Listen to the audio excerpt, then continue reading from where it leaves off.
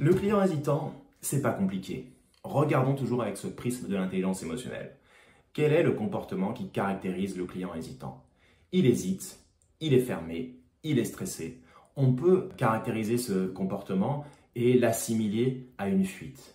S'il fuit, notre client hésitant, rappelez-vous l'émotion de base, c'est la peur. Ça veut dire qu'il a peur de quelque chose. Ça peut être la peur de s'engager de manière irrationnelle chez lui, émotionnelle, ou alors la peur de décevoir sa hiérarchie, son entreprise, l'organisation pour laquelle il travaille, en faisant le mauvais choix. Donc d'un côté, il y a une peur qui va être d'ordre émotionnel, donc une hésitation émotionnelle, et de l'autre côté, il va y avoir une peur d'ordre rationnel. Cocher toutes les cases du cahier des charges pour satisfaire les personnes qui sont les destinataires et les futurs utilisateurs de la solution, du service ou du produit que nous allons mettre en place. Vous avez donc compris, si notre client est hésitant, c'est qu'il a peur, et s'il a peur, le comportement à adopter en tant que commercial vis-à-vis de lui, c'est de le rassurer. Nous devons rassurer ce client. Or, s'il a des craintes qui sont d'ordre émotionnel, nous devrons appliquer une stratégie émotionnelle. Et de l'autre côté, s'il a des objections ou des doutes qui sont rationnels, nous devrons le convaincre avec une technique d'argumentation rationnelle. Commençons par le cas le plus simple, le client qui hésite pour des causes rationnelles.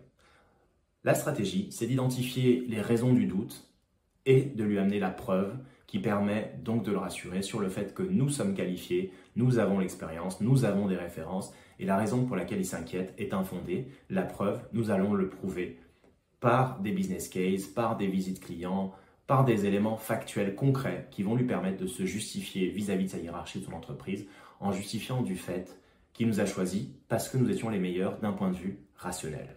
Dans le cas du client indécis, celui qui hésite, dont la peur est émotionnelle, dont l'hésitation est d'ordre émotionnel, on va commencer par valider le doute. Effectivement, il faut bien mettre le doigt sur le fait qu'il est aujourd'hui en situation d'hésitation et que cette hésitation le paralyse.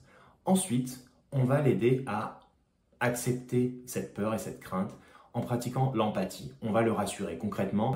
Monsieur le client ou madame la cliente, je comprends tout à fait votre situation et votre hésitation, vos craintes.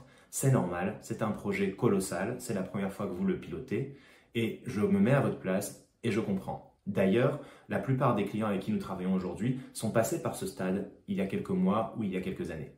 À partir de là, on va proposer quelque chose. On va le faire quitter ce statu quo, cette hésitation qui le paralyse, cette peur qui le paralyse, et on va lui proposer un plan d'action pour qu'il se mette petit à petit en action et qu'il quitte ce stade, ce statut de paralysie de la peur pour aller vers différentes étapes, action par action, qui vont lui permettre de se rassurer lui-même sur le fait qu'il est en train de prendre une bonne décision. Concrètement, eh bien écoutez, on va dire « je comprends ce que vous ressentez ».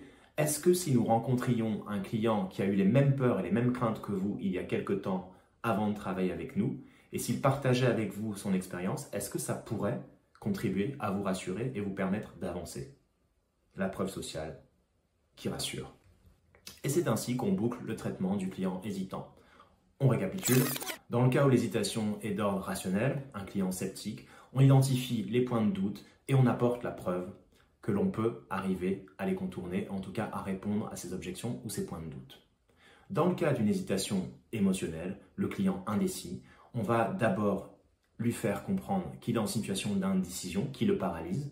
On va pratiquer l'empathie avec la preuve sociale en lui montrant que c'est normal, en le rassurant sur le fait qu'avoir peur dans ce genre de situation, c'est tout à fait normal. Et enfin, on va le faire passer de cette paralysie, cette peur paralysante et bloquante, à de l'action, notamment la rencontre d'un client qui est déjà passé par ce stade et qui aujourd'hui peut le rassurer sur le fait que l'après-projet est beaucoup plus rassurant, beaucoup plus confortable que ce qu'il ne peut imaginer aujourd'hui, et ainsi le faire passer donc de l'hésitation à l'action. C'est fait pour notre client hésitant. Passons maintenant à mon client préféré, peut-être le vôtre également, celui qui ne mouche rien, le client indifférent.